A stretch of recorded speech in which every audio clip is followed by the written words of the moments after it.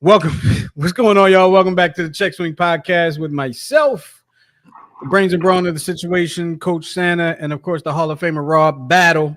Oh, I say his name like that. Rob Battle is with us, and we are. I don't know why. I don't know. I got like a muscle spasm in my lip just now.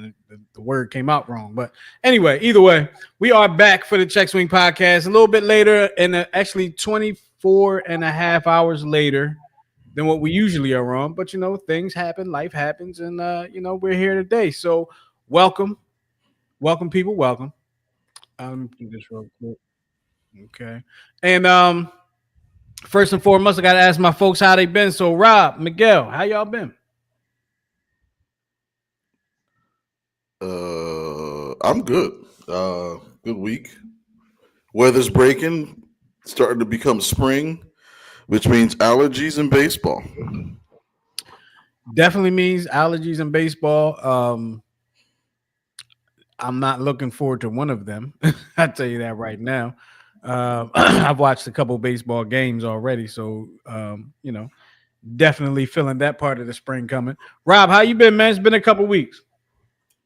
Been good, man. Getting to it, getting after it, back in the gym.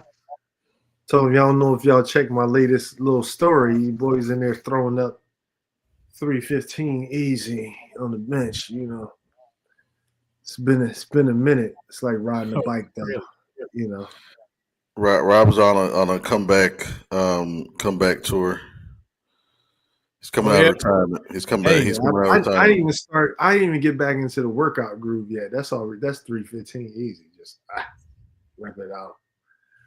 Well, holla at me when you hit three. Holla at me when you hit 316, dog. Holla at me when you hit 316. All right. 316. Holla at me when you hit 316. All right. 315 stuff. 316 and a half. Holla at me. We got a fun show, man. We got a lot of things to talk about. It's been a couple weeks. One thing I actually forgot to put into the show, and what I want to do is I'm going to put Rob on the spot because Rob played college basketball. He's a Hall of Famer at Drexel. And well, let me break down before I ask Rob the question. Let me break down a few things we're going to talk about today. Of course, baseball has started since the last we spoke. And we're going to talk about the Phillies. We're going to talk about the Phillies. They're actually on right now, but don't turn this off. That game's not interesting. Don't even worry about it. We got some Eagles stuff we're going to talk about. Definitely got to talk about some things there, especially with the Tush push. And we got a big dummy, and we got a whole new dam. I don't know if Rob's been on for the dam yet. I don't know. It's a new thing. He was on for the first one. The first one, okay, for the inauguration. He was on for the inaugural dam. All right. Sounds good. Well, we got a new one here today, one that we were supposed to have last week, but I forgot to go get it. And Miguel came in the clutch and had a new one already set for us. Miguel, are you stumping me today? Yes. Okay. Looking forward to that. Rob, here we go. Did you ever have the opportunity to play in the NCAA tournament? I did not, unfortunately. I fell short in the championship. So, in the CAA game? CAA championship game. Played probably my best game of the season. It just wasn't enough. That hurts. Does that mean you went to the NIT? We did go to NIT. We actually played Temple at the Leah Center. In the NIT. I'm sorry. Say it again. I sneezed. I'm sorry. You played who? Temple at the Leah Center. Oh wow! I'm sure that was not fun. Like, how is that? Okay, let me ask you this: how is that? Like, you make a national tournament, and then you play a team that's right up the street from you. Like, were you looking forward to like playing somebody like maybe a USC or somebody that you don't really get to see? You saw Temple. No, to be honest with you, I was just happy to be playing in the postseason. I didn't, that was the first time in 4 years we ever played. Well, first 2 years, I played a little bit, didn't play much, but junior year we didn't get to play at postseason. So I was happy to play postseason. Then you play in Temple, inner city, bragging rights. But unfortunately, the majority of our team was more concerned about, upset about not being able to go on spring break. Oh, yeah. Folks didn't Was that the Temple team with was that Pepe Sanchez, Mont Barnes, those guys? No, they were before. No, that team I was on was a big guy. They had Keith Butler was the big center. They had Alex Wesby. Okay. I'm trying to think who the guard, like the point guard and Lynn Greer was the guard at that time, wasn't he? Or did he come after? Yeah, no, he's before. Okay, he was before. gotcha. I can't remember who the guard was. I know Alex Wesby was on that team. I wanted to ask you that because March Madness, and actually this year, the tournament's been a little. I mean, it's been chalk, really. Like all 4 number 1 seeds are in the Final Four, which is cool to see because you want to see the best 4 teams go at it at that point. But you didn't really have that story that you had in the past. You just didn't. It just didn't happen that way.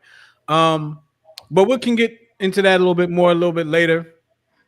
What we want to do right now is talk about a little bit of baseball. The Philly season has kicked off or has swung off. I don't know. I didn't want to use a football analogy with the opening day of baseball, but the Phillies right now 4-1. I believe 3-1. 3-1. And playing right now.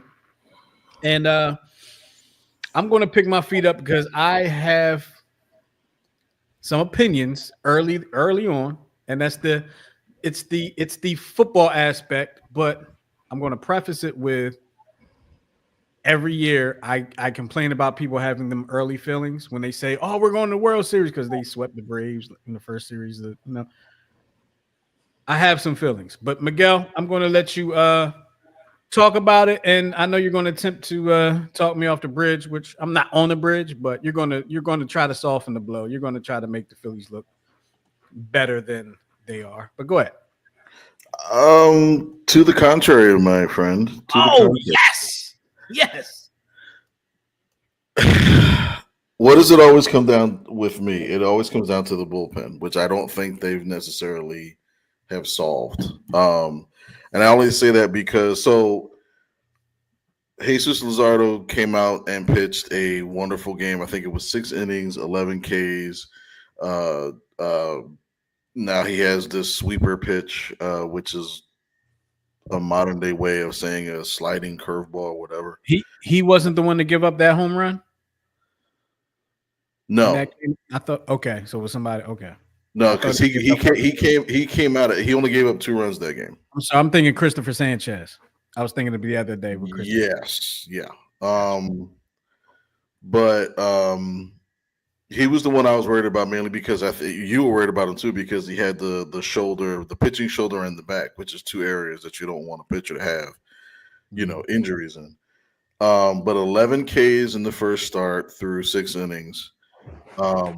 And I think during that game they were up 7-2, but the bullpen kind of faltered a little bit.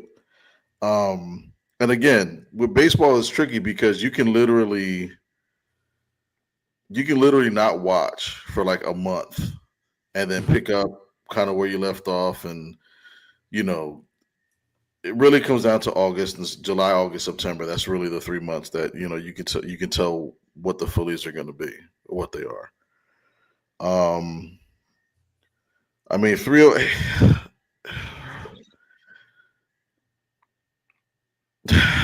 Yeah. I mean, 3-1 on paper is a really good start. Phillies are winning right now against the mediocre Colorado team. I think the Phillies are going to do what they did last year and beat up on the teams that they're supposed to beat up on. I just need to see how they do against the real dogs in baseball. That's going to be the real test. Again, I think we should start looking at trading away Nola because I believe he's the one that got the one loss, right? Nola was the one that had the one loss. Correct. Hitting approach. Even with hitting approaches in the beginning of the season, Harper has been historically cold to start off. So I think it's too early to say anything. 3-1, yes, it's a good start. Come back to me at the end of April to see, once they play a couple of dogs to really get. And even then, it's still. I got to see how this bullpen the course of the season. Rob, you see how cutthroat your boy is over there, man? I think Rob might be frozen. There he is. He's back. Rob, you see how cutthroat your boy is over there? Cutthroat? What are you talking about? I'm just talking about how you talking about how Nola lost. It was the only one with a loss, and he got to go already. How many? Oh, hold on. How many years have I been saying we need to trade Nola? Yeah, but don't let the facts get in the way of a good story. God forbid. Don't let the facts get in the way of a good story. I don't know what happened to your mic, Miguel. I can still hear you, but I think it switched over again on you. Just letting you know that real quick. So I'll give my opinion on what I was seeing with the Phillies while you take care of that. I think you might be back though, actually. You're back.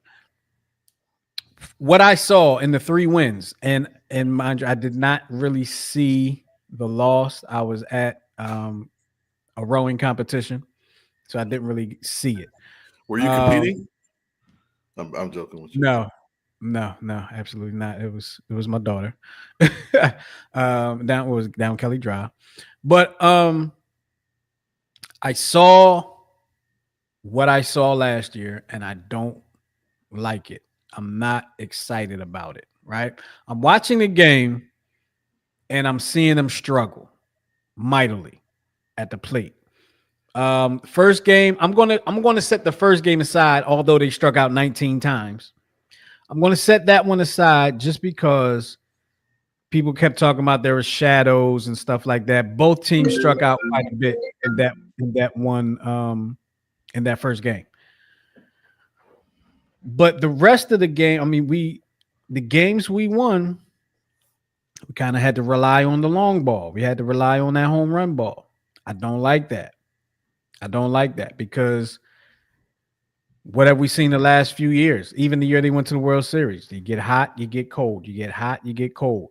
You rely on that long ball. What they hit like 7 home runs in that one World Series game, and then came back the next game and got no hit. Mm-hmm. You rely on that long ball, you're going to die by the long ball. All right. I put a poll in the chat, so check out the chat, y'all. Put a poll in the chat and let me know if you need a passcode for it. I'll put the passcode up too. But the question in the chat is: should the tush push the brotherly shove? Should it be banned?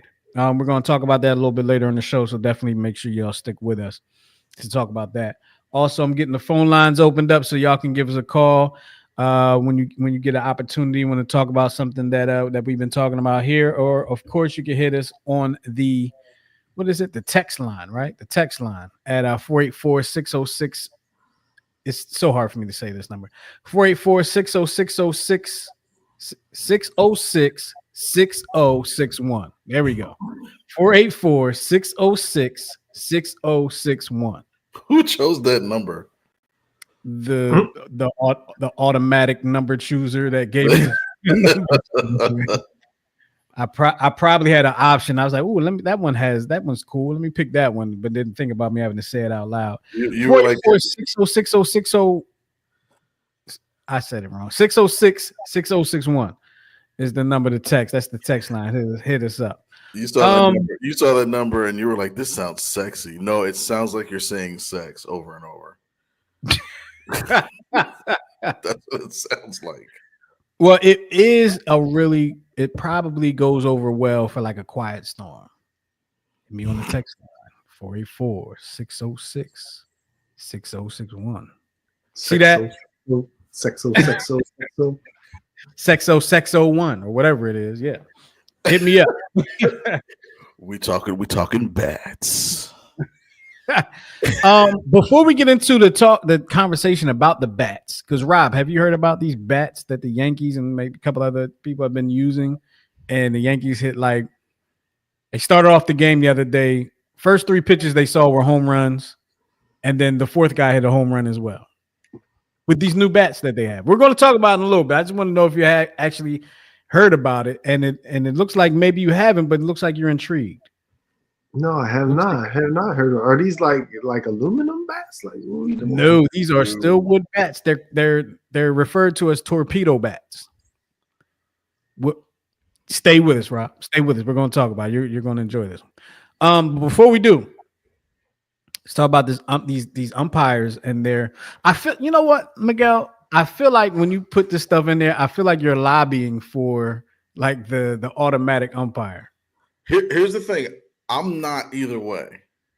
Mhm. I'm lobbying for these umpires to be good.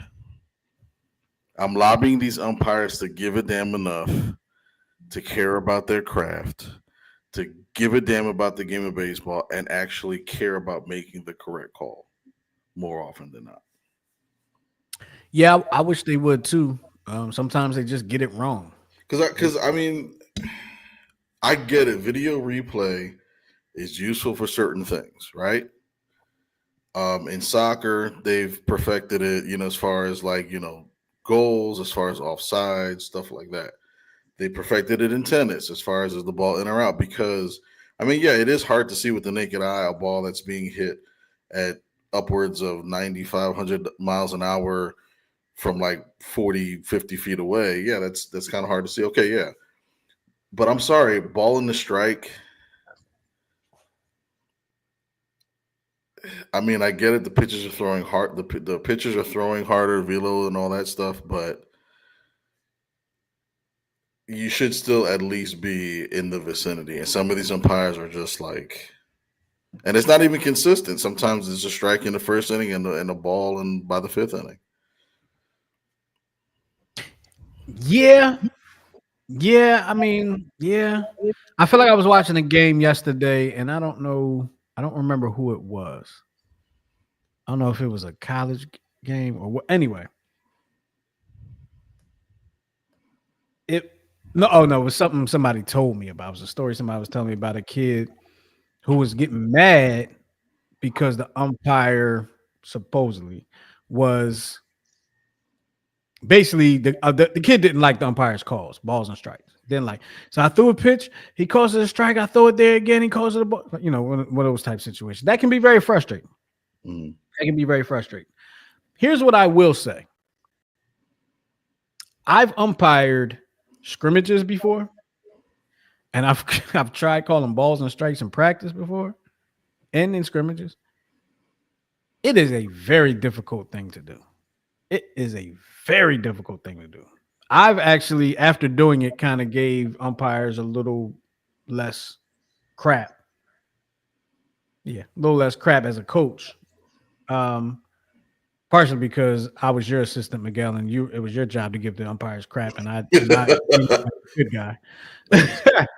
But it's a difficult thing. It's a difficult thing because here you go, you call something a strike, and then you might think about like, yeah, that probably wasn't a strike, and then they hit that same spot. Now you got to call it a ball, or do you just consistently call it a strike just because you called it a strike the one time? Like it's right. very difficult thing. And I get what you're saying, but they actually go to train for 60 days. Ain't enough. It ain't right. They shadow each other. They go over mock situations in the rule book, and so they're trained in this. Like somebody that's not trained, like that's like Rob saying, "Hey, all right, call balls and strikes the best way you can." He'll do the best he can, but it's like he's not training for it. But if he's trained for it, you're gonna know that okay, this is top part of the play, black of the play, all that stuff. They're trained. It's like it just seems like once they get to the big leagues, it's kind of whatever, and they know they're protected by their union. They are protected by the union. That is true. They are definitely protected by the union. So we did get one vote on the poll so far. I'm going to share this. They've changed our buttons a little bit, Miguel. Uh-oh. At least on my side, they've changed some things a little bit. Well, right now, We're gonna put this one up right now. Here is the we got so many things on here today. Here is the poll question: should the tush push, the brotherly shove, be banned? All right, I put the link in the chat for the question for the poll question, or you can go ahead and scan that QR code. And if you need the ID for the passcode, that is the passcode right there for the ID number for the session. Let us know what you think. Should the tush push be banned? We are talking about that later on in the show, so definitely stick around. Get your people with us, checking us out, and join in on the conversation. All right. Let's talk about these You keep saying you put it in the question. Say again. You keep saying those words, and you put it in the question, man. Which words? What you calling it? What you talking about? I'm not saying it. I'm not going to say it. I refuse. I refuse. I'm not really sure. So we're just going to have to start talking about these torpedo bats because I don't know. I don't know what's happening. Yeah, I'm gonna let you talk about it. I feel like I'm actually excited about this. But go ahead, Miguel. I want you to talk about these torpedo bats real quick. I like them. Go ahead. Go ahead. All right. So go ahead. Burst my bubble, but go ahead. Can you post the picture of the bats up there?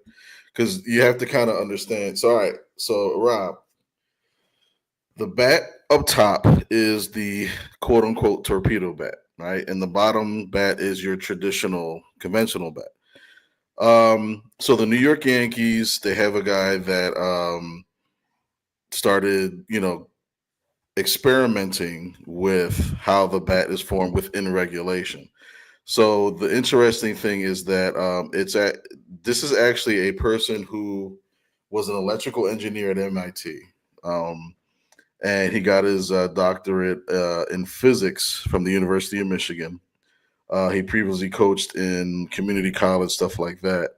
So he started experimenting with these bats. So you ever hear, you want to hit it on the sweet spot or the barrel of the bat.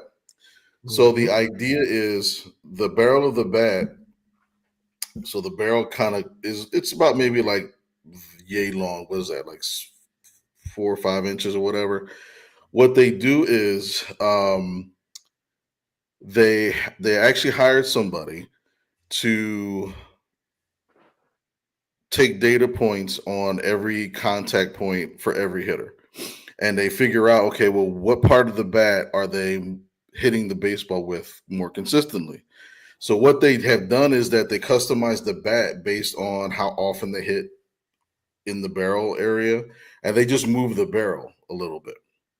So I believe diameter wise, I forget the exact measurements, but it's like the barrel can be no bigger than like 2.5 or 2/8 of an inch. Let's just say as an example. Most bats are just under that. So that way, because it looks like it's kind of like flexed out or whatever, but it's actually within quote unquote regulation. So instead of having one complete barrel like fat like that, they actually kind of scrunch it down and move it.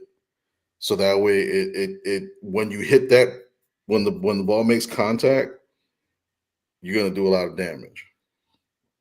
So hence the Yankees, I believe, in a 3-game span, hit the most home runs in history. I think it was like something like 19 home runs. So of course everybody's like, "Oh, they're cheating," but they're working within they're working within the rules. Now, Tom Brady style. It's all about the Deflate Gate or whatever you want to call it. There is a hitting guru online who was a former major leaguer. He actually said he pointed to a couple of different hitters that actually were just missing that sweet spot, still getting good velo off the bat. So he's saying that it's not actually good for the hitter because over time, it's almost like I can't remember the name of the bat, but there was a drop 10 bat that became illegal last year. for like a 13 and under, because literally you can check swing and the ball's a double. You know what I mean? So they banned this bat. But it's something that it's something to keep an eye on.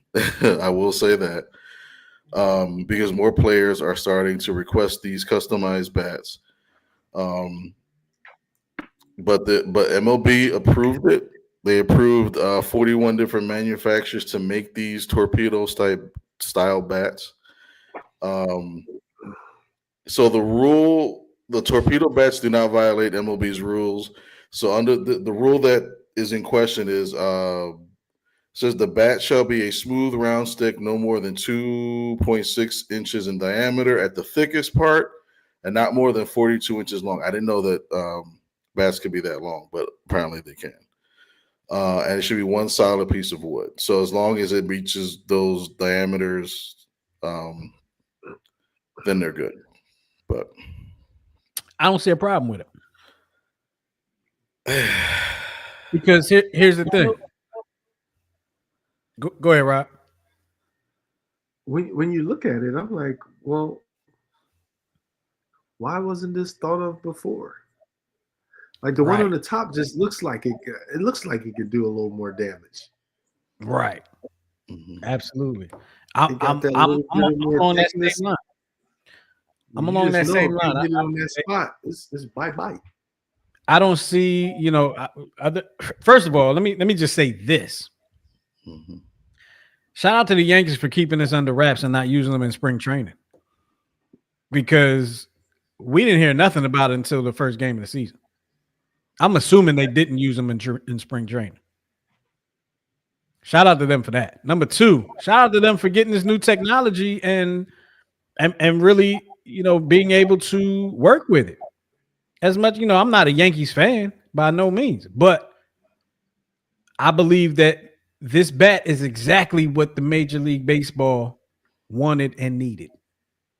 They didn't want to say, yeah, go ahead and take your human growth hormones and get strong and hit home runs all the time.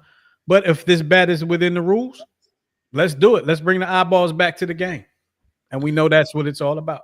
And historically, they've done everything. And we know this, like, just from the naked eye. Historically, they've tampered with baseballs. And, there's always been complaints every year about baseballs, either at the beginning of the season or towards the end of the season. Either the baseballs are too slick or the stitches aren't tight enough, and the ball's flying out of the yard, or they can't hit. Because of course the argument is, okay, well, now everybody's gonna start crushing the baseball. But the day after this story broke, I believe the Yankees got shut out 4-0 and struck out 13 times. So at the end of the day, you still got to hit the baseball. You still have to make contact. And I'm thinking that you said it was off of the sweet spot and they still kind of went somewhere, right? Mm-hmm. There's plenty of hits that we've seen with a regular bat that have been off of the sweet spot and have gone out. So it's going to depend on a lot of your strength. Your hand strength, forearm strength, your swing strength, and your mechanics. And it's going to depend on a lot of different things. But we do know if you hit it directly on that sweet spot at the right angle, ball game. Barry Bonds had one of those bad boys. Man, if Barry Bonds had one of the bad boys, I'm saying 250 more home runs. But he didn't need that though. Like he had the technique. He didn't. And whether you want to argue steroids or not, touche. I'll argue against the steroids. He was doing it before the steroids. True. When he was actually like a contact line drive hitter. He's a Hall of Famer irregardless of what he did, may have done. He's still a Hall of Famer, in my eyes. He should be right there with you, Rob. Hall of Fame, baby. Should be right there with you. Is A-Rod Hall of Fame? I don't know if he'll get it. Huh? Is A-Rod Hall of Fame? Nope. A-Rod doesn't deserve it, though. I don't want to get in this conversation because it could be a really good conversation for another time. Anybody that does a Sports Illustrated article and shows himself kissing himself in a mirror, I didn't see that. But I feel like A-Rod's career was Seattle, Texas, and the 1 year that they won the World Series with the Yankees. Because everything else is forgettable to Pretty me. much. A lot of Texas is also forgettable to me, just because you just didn't see them that much. But it is what it is. Call me crazy. I'm interested in this torpedo bat. I really am. I hope the MLB really adopts it. I mean, not everybody needs it, but like I would love to see the Phillies use it. Alec Boehm has a torpedo bat. And so it's not a matter of Major League Baseball wanting to use it. It's just a matter of the player that it's open to everybody, Right. Because it pretty much gives you like it's like some say it's like a bowling pin. But you're literally like reconfiguring your bat for you. And let's be honest. They've tried to do things with the bats, not so much the wood bats as much as the metal bats. We see different technologies in the metal bats every single year. I didn't even know they came out with new technologies in the bats until I started coaching high school ball, to be honest with you. I mean, I knew people that had bats and they would talk about the bats and how good they were and all like that, but I didn't know that there was like real technology in these bats. Okay. But with that being said, when I'm looking at the bat, I'm also looking at if you don't hit, I feel like you can kind of control, and I'm just thinking about the actual impact and the point of contact. And maybe it's just because I'm just used to looking at a regular bat as well. But I feel like you can control the ball as you hit it with a regular bat, probably a little bit better with a regular bat than the torpedo bat. I feel like the torpedo bat is really for hitting the ball out of the park. I don't feel like it's for placement hitting. I could be wrong, never used it. I've never even been in front of one. But if you're trying to do placement hitting, I don't know if the torpedo bat is the one to use. I don't know. So just to kind of get like the take from Major League Baseball players, the closer for the Brewers, Trevor McGill, he says he thinks it's terrible. We'll see what the data says. I've never seen anything like it before. I feel like it's something used in slow pitch softball. Can I just say something, Miguel? Go ahead. When you're going to give us something like that, never start with a pitcher. Of course, he thinks it's terrible. He's a closer. He probably got rocked. Maybe. I mean, they did give up 20 runs to the Yankees that day. Exactly. But he also said this. He said, but it's also genius. Put the mass all in one spot. It might be Bush League. It might not be, but it's the Yankees, so they'll let it slide. And he wouldn't be saying that if it was the Brewers that were doing it. Right. His opinion would be different. Yeah. We're playing within the rules. We just changed the technology of the bat. It is what it is. Speaking of playing within the rules, the tush push, the brotherly shove. So a few weeks back, I know we were talking on the show. Oh, thanks, Miguel. I forgot all about that.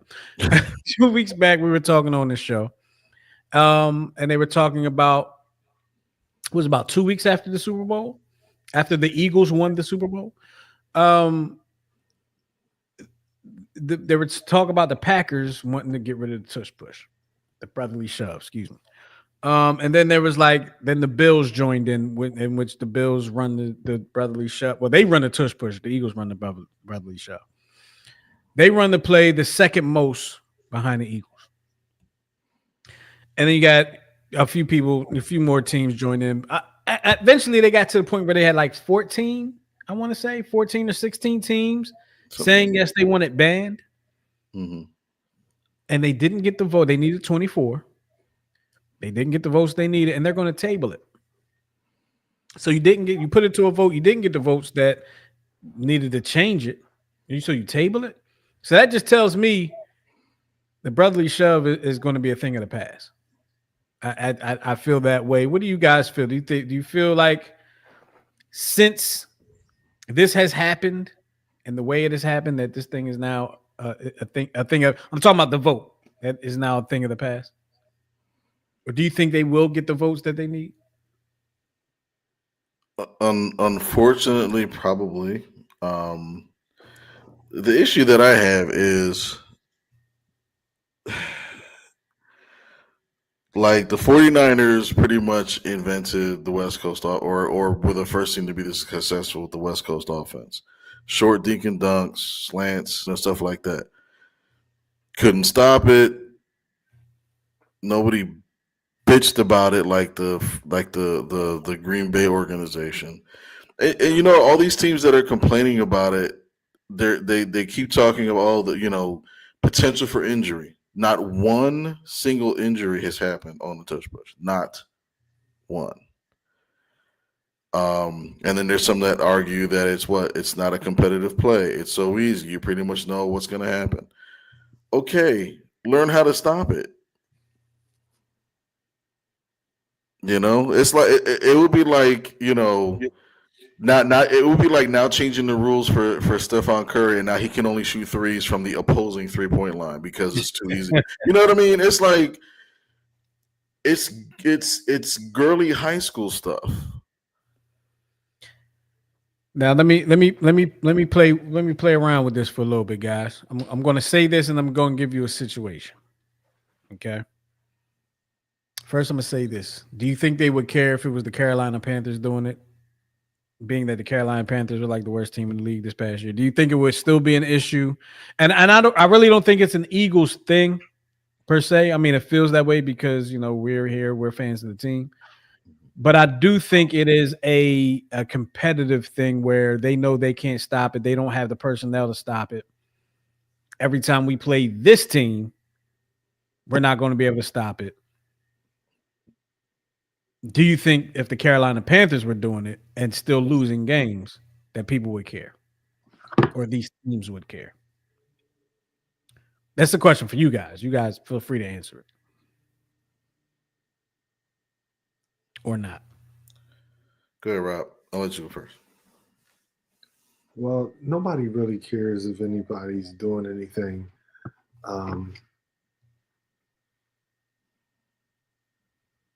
If they're not doing well with it. Let's be honest. Nobody cared. What angers people the most is that the Patriots won. They only care because the Patriots were winning. You only cared. I mean, they would care a little bit because you want the game to be clean, but you only cared about what was it? The steroids in baseball because McGuire and them was knocking the skin off of it. Crushing it. You only pinpointed them because they were crushing it. You're not going to tell me those are the only guys that were using. You're not going to tell me Lance Armstrong was the only cyclist doping, but they only care because he won 7 of them bad boys. So it was 7 in a row too, wasn't it? Yeah, something like that. It's crazy. But the thing is, the other folks were doing it too. So it's like I'm torn between that because I'm a very straightforward, like by the book person. Like I don't believe in cheating. I wouldn't cheat personally. I wouldn't cross the line. I want to win so bad. I'm gonna cross the line. Now I get that. I feel like you're getting upset because it's like people who are doping, and then they're upset because now I'm doping too, but I'm better than you at it. Now I'm winning. I'm winning. You're a better cheater than me. Now I'm mad. Like, and the next meetings, from what I was told, the next meetings are going to be in May, but they're not going to have the. I want to say it's just going to be the owners. It's not going to be the coaches, the owners, and the GMs. I think it's just going to be the owner. I think it's an owners meeting. If anybody out there knows different, please let me know. Correct me on that. You can call us up, or you can hit the text line, or of course you can hit the chat. Also, check the chat right now, folks. I got a poll question in there for you. Please go ahead and give us your thoughts on this. Should the brotherly shove be banned? Should the brotherly shove be? I'm not saying will it get banned. I'm not saying what your thoughts are on whether or not it will be. I want to know whether you think it should be. Do you think it's a dangerous play? Do you think it's a boring play and shouldn't be allowed to do it? I'll tell you what I think is a boring play. Victory formation. That's a boring play. I'll tell you what else I think is a boring play. Field goals. And let me put this, and let me just put this one out there. I heard this example. I can't take credit for this one. I heard this one. to a deeper extent, right? If you want to get rid of this play to make things equal, right? Then all teams should play in domes. All teams should play on the same type of turf. All teams should, everything should be equal, right? One of the great things about baseball, professional baseball, I guess college baseball too, all fields are kind of shaped in a different way, right? So it doesn't really affect the pitcher, the catcher, doesn't really affect the pitcher and the infielders, but it does affect the outfielders. They have to learn how to play off the wall. How deep is the wall? Think about Boston. They have the Green Monster, right? They have it's a short porch, but a tall wall. Nobody's saying they shouldn't be able to have that. That's unique to them. The Yankees have a short porch in right field. That's unique to them. Colorado has thin air. People hit home runs all the time. That's unique to them. The Diamondbacks have a big stadium. It's not really there's not a whole lot of home runs hit there. That's unique to them. So why can't football teams have plays that's unique to them if they build for that? Next thing you're going to say, well, the Eagles' offensive line is too good. They shouldn't be. It's unfair. Like when you talk about stuff being unfair that you could also do, it's a slippery slope. Because how do you get rid of the brotherly shove? Do you say, or do you have to get rid of victory formation because now you got two guys lined up behind the quarterback right behind them? Do you now say that if somebody's running the ball and they're out in the open and then like 2-3 tacklers try to get them, but they can't get them down and somebody cannot come behind and push now because that's a push.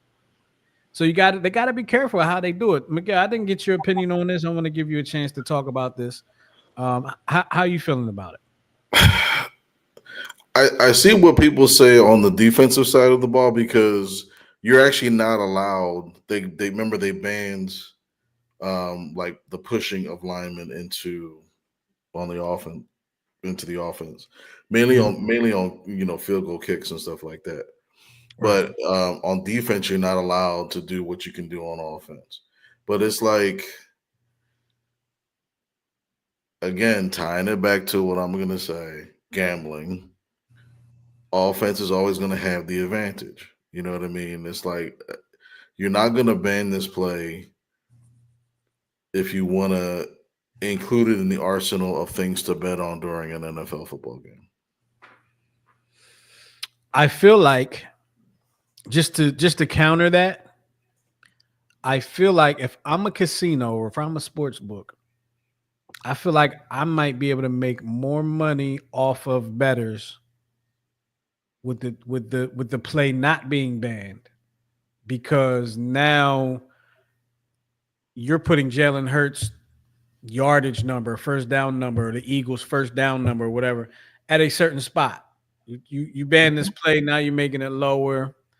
It's not as interesting a bet for people. I think you may lose out. I mean, I know what you're talking about, more so the betting on the teams and all like that. But I'm thinking of the side bets. I think. But the other thing too is they say, oh, well, it's an easy play to run. How come the Eagles are the best at it and not everyone else is? Because remember, wasn't it the play that cost Buffalo that got them eliminated? He tried to run some modern tush push or whatever the case may be, and they stopped him. I didn't watch that game. Embarrassingly enough, I didn't watch that game, but I do know that they run the play the second most behind the Eagles, and they were they weren't the first ones, but they were like the second one to say we don't want it, we want it banned, and that would make sense because y'all thought y'all had something. I guess if they had made the play, they're not thinking let's ban this play, let's keep it around because we can do it too. We can be unstoppable as well. Now let me ask you this question. I got to do this. I got to do this. Well, first let me ask you this. Rob, should they ban the play? Yes or no? No. Miguel, should they ban the play? Yes or no? No. Okay. I feel the same way. Now, let's think in our imaginations real quick. To a time when things were a lot simpler, but they were a lot harder as an Eagles fan. Talking about the mid-90s. And there was a team in the NFC East that was pretty dominant in the mid-90s. All of them were dominant in the early 90s except for one. Mid-90s, it became one. Of course, I'm talking about that Fugazi team down in one of them cities in Texas that plays in the NFC East. But let me ask you this, guys. If that team was doing this play, of course, for them, it would definitely be called the Tush Push. Would you want it banned then? No. I knew Rob was going to say no. He's not going to go against that. How about you, Miguel?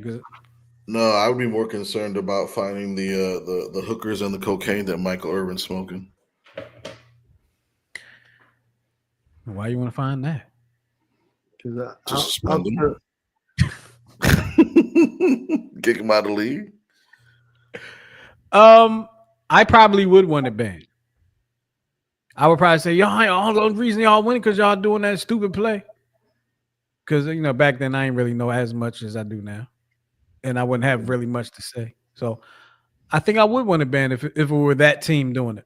But could you imagine that team doing it with every single offensive lineman on that team on All Pro, which is pretty much what the Eagles have. I was about to say that's what the Eagles are right now. Which is the why Eagles. I hate saying this. Nate Newton and the crew. Nate Newton. Eagles are a mirror image of that team right now. They're a mirror image of that team. Stepnoski, yeah, like Larry Allen, like that's what we have now, and I think that's what it is because a lot of teams can't figure out any other way to beat us, and they swear that's the only way we can win games. But when you come into a Super Bowl with only one objective, which is just to stop the running game and best of luck in the passing game, you're going to get your ass whooped, which is what the Eagles did. They whooped that ass. There you go. I feel like if you come across something, you keep fighting to stop it. Like people get upset. I remember the year that the Panthers went. Cam Newton had his MVP season. Took him to the Super Bowl all year. They was complaining because he was scoring touchdowns and he was hitting them, and dancing and stuff. And they're upset. I'm like, yo, you upset? Keep him out the end zone. If you don't want to see him do it, don't let him score. Hello. Why are you complaining about his dance? Stop letting him score. Mm-hmm. Pretty they simple. They complained about Chad Johnson and the pen. They complained about Joe Horn and the phone. They complained that was that time. It was the no fun league, man. Mm-hmm. Yeah. They will suck the fun right out of the play. I want to move on to Is it time to move on to the big dummy? We want to move on to the dam. Oh no, we got a couple other things that I actually forgot to go to. I'm gonna go ahead and get back to those real quick, Miguel. The other videos that you had up there.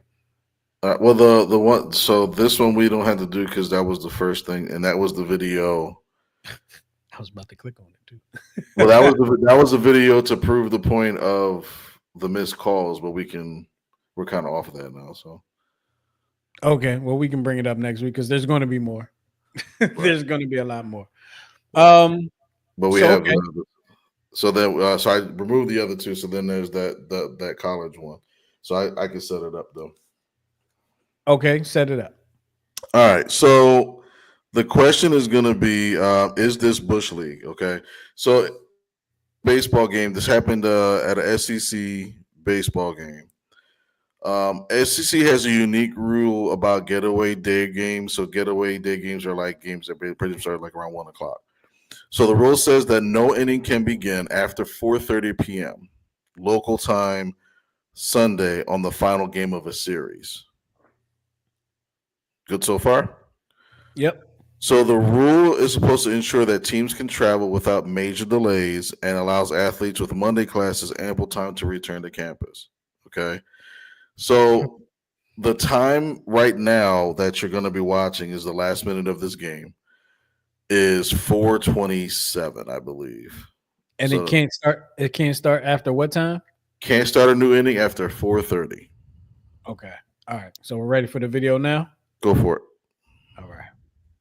Oh, look at this. Yep. Look at this. So this was my point. This is just players meeting on the mound. If you set the tone here and knew that this was going to be possible, then you could give Kentucky a warning that you can't do this. In quite some time. 20 seconds. So this clock is ticking. I guarantee you, you're going to see Novi take all 20 seconds. 45 seconds.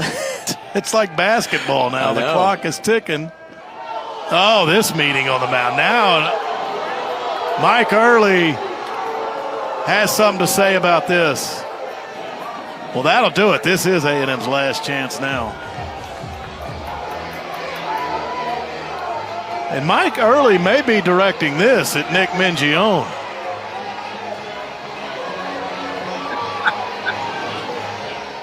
You have to know if you're Mingione, this won't sit well with the other side. This is why the warning should have been said 2 innings ago. Yeah, now Nick Mingione's firing back. And making the catch up against the wall in center field, Griffin Cameron, and that will end the ball game. The Wildcats win it 10-5 today. It's brief, but it's, I guess you'd call it cordial.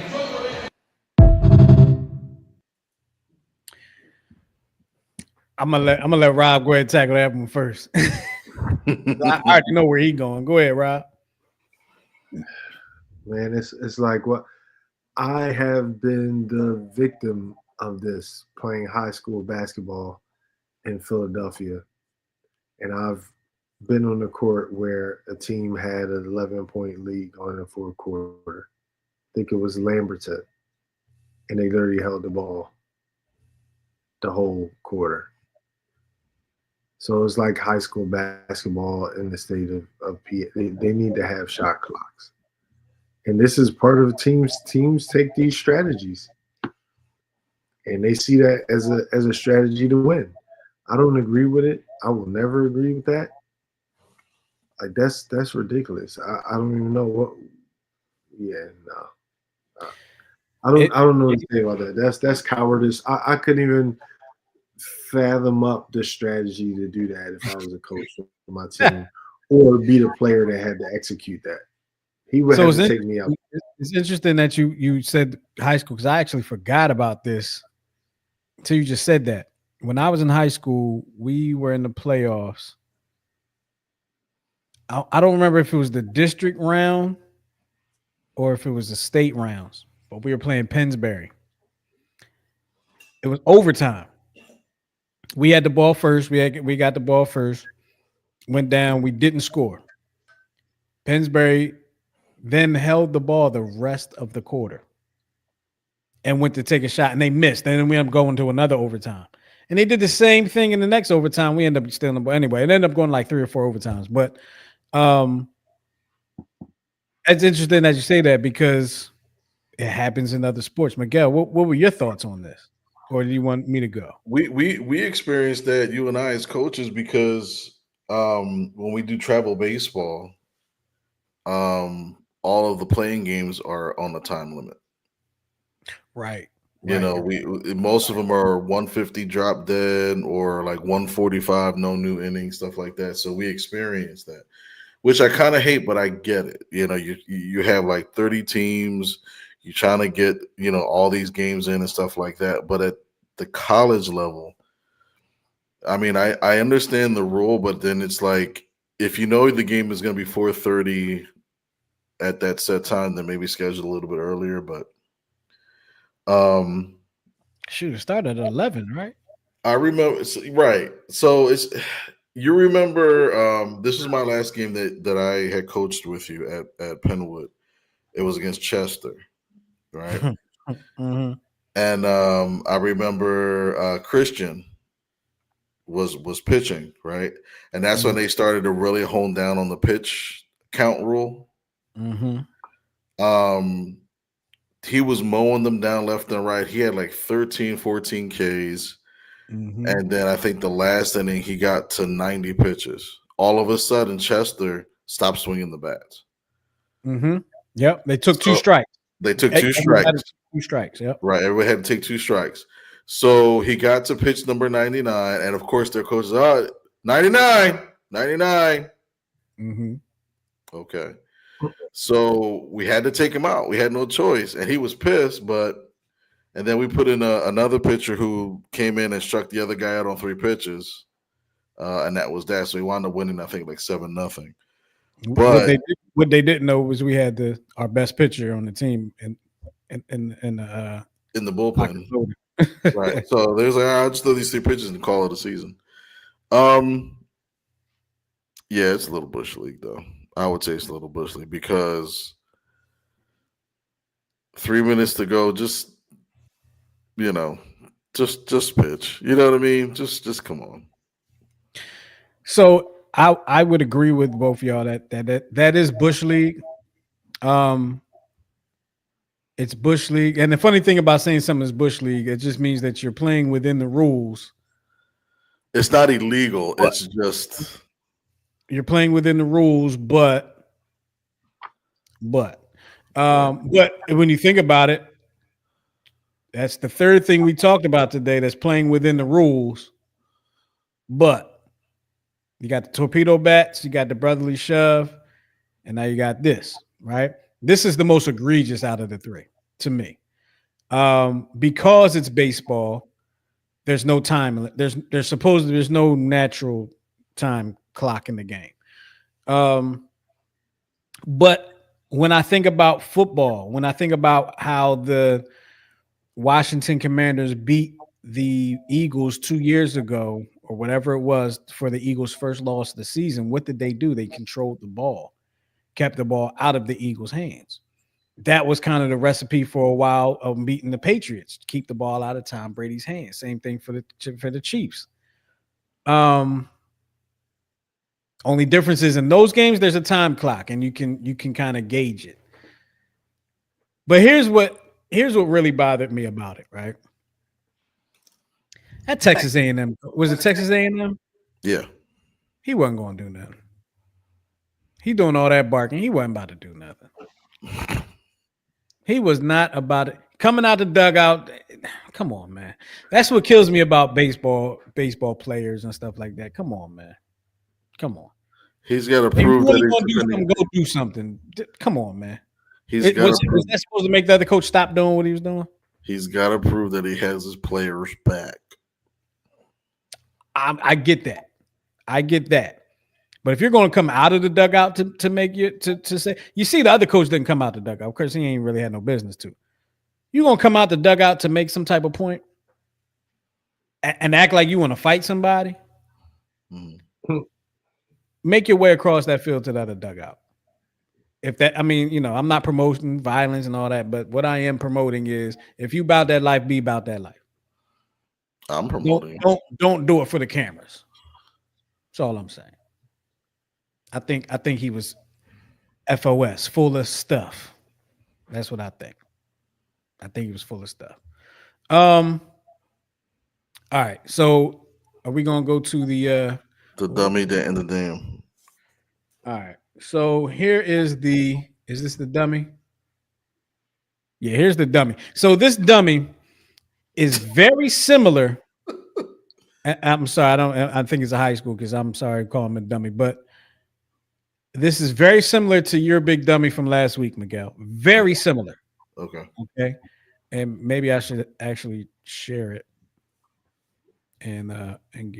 Maybe I should actually share it so y'all can see it. But here we go. I'll set it up for you. This is a runner. He's running in a big time meet. He's running the 200-meter dash. Can you guys see it? No. My bad. Here you go. He's a runner. He's running the 200-meter dash. And here you go. Australian Olympic athletes What the hell is this? paid a salary, so how do they make their money? What just happened? First, let's look at performance incentives. Here we go. I don't know what happened. Here we go.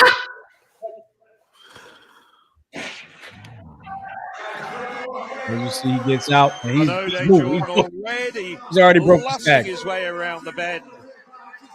Pearson putting up a good challenge on the outside, but there's no doubt about it. What a display of sprinting from the young Briton. Like Usain Bolt out here. Absolutely phenomenal. Did he get hurt? He's just easing up. What's happened here? What has gone on there? That was an absolute disaster, Phil Minchell. He has eased up far, far, far too early. Let's watch it again. And half the field swept past him before the finish line. This is going to be a lesson learned the very, very hard way. I just want y'all to see this again. Here you Jordan already. He's moving. He's booking. Ain't no doubt in anybody's mind he's going to win this race. Pearson putting up a good challenge on the outside, but there's no doubt about it. What a display of sprinting from the young Briton. This is absolutely phenomenal. And he's just easing up. What's happened here? 1, 2, 3. He came in 5th place. Maybe 4th. That was an absolute disaster, Phil Minchell. I'm trying to figure out which line he thought was the finish line. It's not even that. With yours, that was a mistake. Right. It was the wrong line. This guy just thought he had it in the bag and he could coast to the end. And unless there was some, gambling going on or something, I don't know. But he went from 1st to 7th.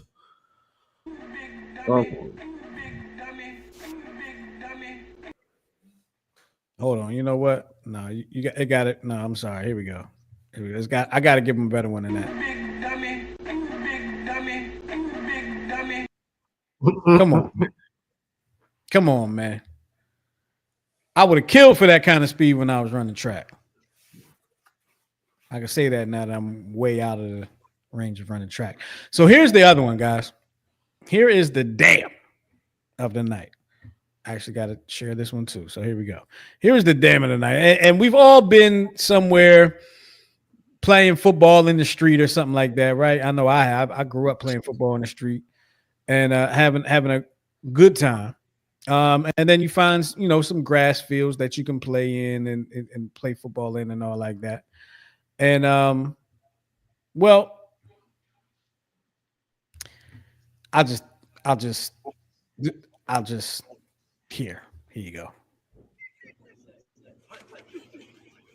Back shoulder throw. Ooh. Good luck. We're going to watch it again for those that may not have caught it. Here we go. Ooh. I like how he called back shoulder. He definitely did. One more time. Oh, God. I think it's funny that the light went out and then came back on. Even the light was like, damn. Yeah. The light was like, what the hell did I just get hit with? Good One of Lord. my childhood I wanted friends to- did the same thing when we were kids playing football. He was tracking on head and boom, ran straight into the light pole. I probably would have rather I've run into a parked car and knocked all the wind up out of me. And them things don't move, okay? Them things don't move. I actually remember whose car it was. And if anybody that grew up with me knows, it was Mr. Lott's car. I ran into Mr. Lott's car. So yeah, and his car did not move. So for those that might be new to the show, go ahead and hit the subscribe button on the YouTube. But for those that are new to the show, Miguel usually gives me, and this is ridiculous, but Miguel gives me, he stumps me. Yeah, I'm looking at it right now. This is ridiculous. He gives me the players' jersey numbers that he wore throughout his career, some of his accolades, and I got to figure out who in the HE double hockey sticks Miguel has thought about this time. So, wait, what is Rolaids Relief? That's a relief pitcher of the year, but it was always brought to you by Rolaids Relief because baseball was full of constipation. Well, good Lord, how many teams did he play for? 1, 2, 3, 4. So, all right, this is little misleading. So he's one of those players that has to have multiple numbers on each team. So 51 and 52 are for the Orioles. Okay. 49 and 33 are for for Cleveland. 47 was San Francisco. 49 was Seattle. The first 49 over there. Seattle, Philadelphia, Pittsburgh, Colorado, and then 40, 50, and 94 were all for the Detroit Tigers. Joe Table. Who? Jose Mesa.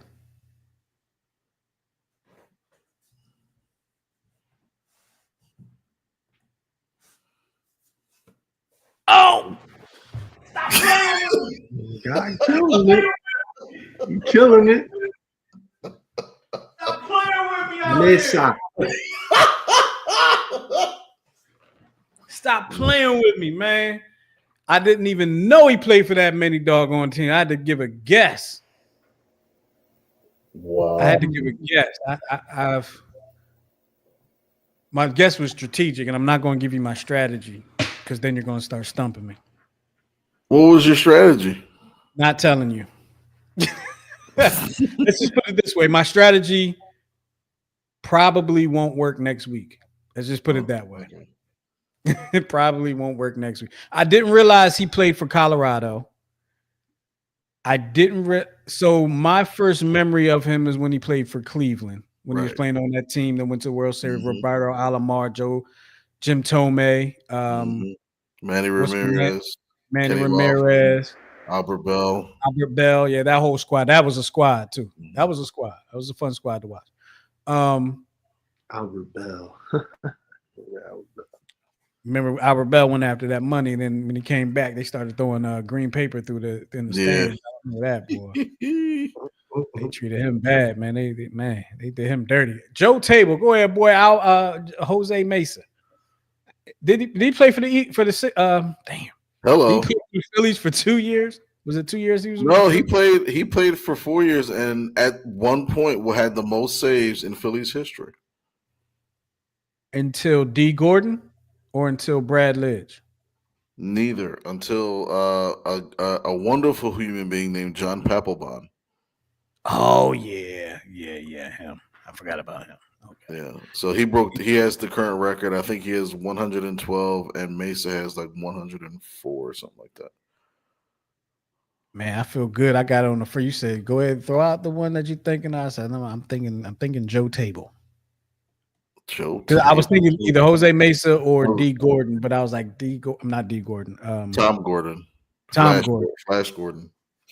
And I'm like, I know he played for the Dodgers, and the Dodgers was not up there. So he played for the Phillies. Yeah, he played for the Phillies. He was actually on the 08 roster.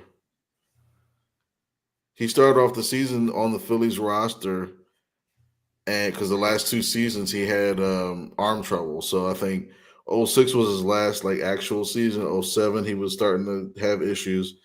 08 he was making a comeback, but it just didn't pan out. So Well, I did not realize he was on the roster in 08. Mm-hmm. I thought he was long gone. Wow. Shout out to Tom, what was his name? Tom Gordon. Tom Gore. Okay, I thought I was going to say wrong. Shout out to whatever your name is. All right, we about to get up out of here, man. Y'all got any last words before we get up out of here? No, man. Just remember to say a prayer for your boy Embiid. They're going to be scoping his knee again. About time. So say a prayer for your boy. About time. Yeah, so that way Justin can start next season and look us both in our faces and say Sixers are going to win the NBA championship. And I will, because I meant to say Eagles this year. Next year, I'm going to mean to say I'm going to mean to say Sixers. All right, I'm just putting it like that.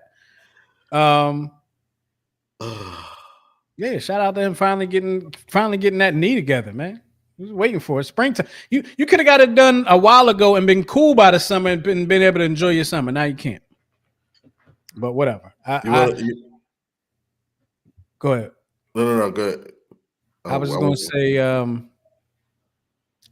I don't know if it was him or the team, but it was somebody needs to be held accountable there. Yeah, no doubt. I think it was a little bit of both, personally. I think it was a little bit of both. Any last words from you, Miguel? My last words will Since come. Rob wasted his on Joel Embiid. I'll yield my time to the wrestling great that has appeared on the video up there. Why the hell not? You want me to play it? Sure. Oh Lord, are we gonna get dinged? All right, here we go. Are we gonna get? All right, no, this was on TV, so it can't be but so bad, right? Right. Okay, all right, here we go. Intelligent Jew like yourself, they know about the Iron Sheik. They know who's the Iron Sheik.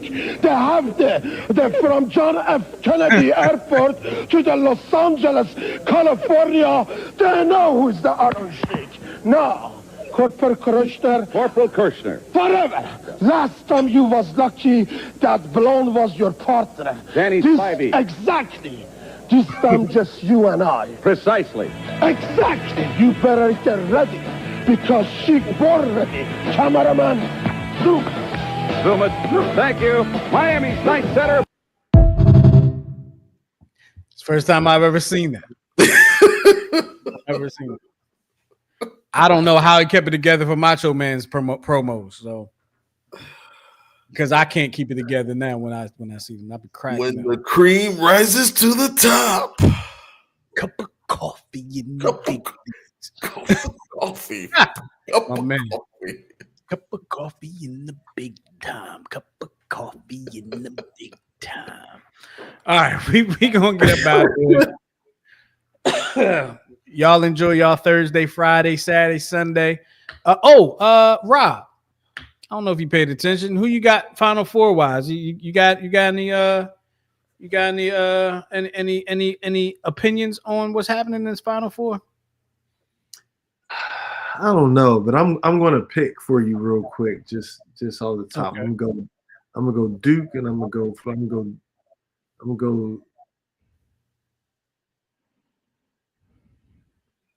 Duke and Florida. Auburn, Florida game is tough, ain't it? I'll go Duke and Florida in the championship. I'm gonna go. Okay. I'm gonna go Dukies win the title. Okay. Okay. That hurts, don't it, Justin? It does, but I'm like, I kind of like, I'm like, as a realist, I'm like, yeah, he's probably right. Like, I like this Florida, that Auburn Florida game. I'm looking forward to watching that game. I hope it lives up to what it should live up to. Nobody's giving Houston a shot, really, it seems like. And Houston has one of the best defenses in college basketball this year. I didn't know that, actually. But I also said, I think, I feel like Duke, I think this is Duke's year. I think it's their time. I mean, they're loaded. And I hate. Oh God, I despise them. I can't. I'm a Carolina fan, so. Sorry, I've seen Carolina win a few championships since the last time Duke did, so I guess I gotta let it go, right? Anyway, go Florida, go Auburn, and go Houston. I'll just say that. But with that being said, we're gonna get up out of here. We appreciate y'all hanging with us here on the Check Swing Podcast with myself, the brains and brawn of the situation, Coach Santa, and of course the Hall of Famer Rob Battle. We'll talk to y'all next week. Probably more likely on Tuesday next week than on Wednesday. But we appreciate y'all hanging with us. Make sure you share us with your friends, your family, and your enemies, and the people that you like the very least. Okay, share us with them too. All right. We'll talk to y'all next time, man. Peace.